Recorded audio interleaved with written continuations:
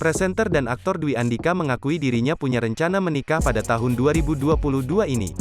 Tahun 2022 ini akan ada kejutan yang luar biasa. Kejutan yang baik ya, ujar di Cempaka Putih, Jakarta Pusat, Minggu, tanggal 23 Januari tahun 2022.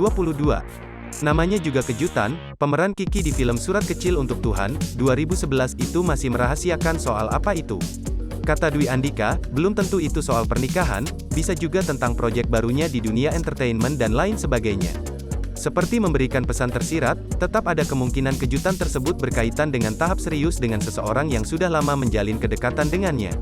Ya nikahnya sama orang yang mungkin sudah lama gua kenal, haha, atau tiba-tiba gua punya proyek bagus, atau kemana gitu.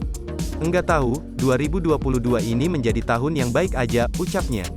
Percaya diri saat ini dirinya juga sudah jauh lebih percaya diri untuk mengenalkan diri kepada orang lain. Begitu juga jika akhirnya dia memutuskan untuk menikah. Dwi Andika mengaku, sebelumnya dia adalah orang yang terlalu stres memikirkan tentang kehidupnya, yang pada akhirnya mengganggu mentalnya. Lebih enak dan layak kalau jalan sama gua sekarang, orang kayak lebih enak. Lebih lepas aja, tandasnya.